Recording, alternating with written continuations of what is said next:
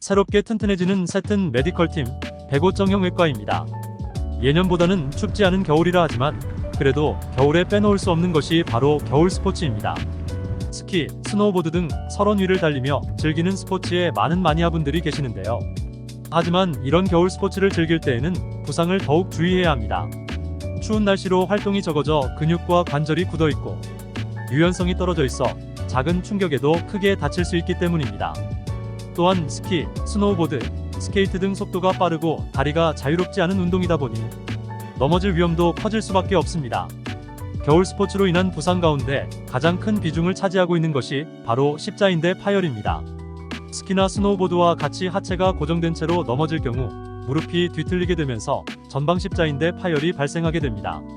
십자인대는 종아리뼈가 허벅지 뼈보다 앞으로 튀어나가지 않도록 잡아주고 무릎이 일정 각도 이상으로 돌아가지 않도록 무릎을 안정적으로 잡아주는 기둥 같은 역할을 합니다. 전방 십자인대는 비틀림에 취약하여 다리가 과도하게 꺾이거나 비정상적으로 비틀려질 때 파열되기 쉽습니다. 전방 십자인대가 파열되면 뚝하는 파열음과 함께 무릎이 심하게 붓고 통증이 생깁니다.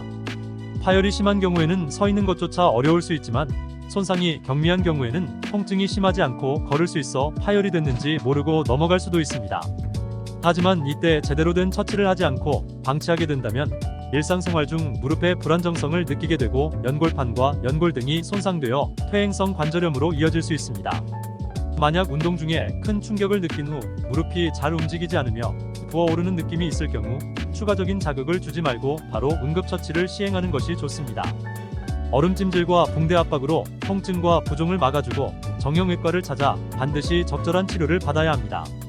정형외과를 방문하여 십자인대 파열이 의심되면 MRI를 촬영하여 인대의 파열 정도를 확인 후 환자의 활동 정도를 고려하여 치료 방법을 결정하게 됩니다. 십자인대가 부분적으로 파열이 되었을 경우에도 무조건 수술을 해야 할까요? 만약 파열이 심하지 않아서 십자인대의 기능이 유지가 되는 경우에는 재활치료만으로도 회복을 기대해 볼 수 있습니다. 하지만 부분 파열이라도 검사를 통해 무릎의 불안정성이 확인될 경우에는 수술적 치료를 고려해야 합니다. 수술 여부와 관계없이 십자인대 손상이 있었던 분들은 무릎 주변 근력 운동이 굉장히 중요합니다. 무릎 근력 강화 운동 및 도수치료, 인대 강화 주사를 비롯한 비수술 보존적 치료를 통해 한번 손상된 무릎 관절을 건강하게 쓸 수 있게 노력해야 합니다. 평부토 후 야간 진료를 진행하는 105 정형외과에서는 검사부터 치료, 재활까지 원스톱 의료 서비스를 제공하며 통증 회복을 위해 노력하고 있습니다. 직접 경험해본 사람이 추천하는 병원, 바로 105 정형외과입니다.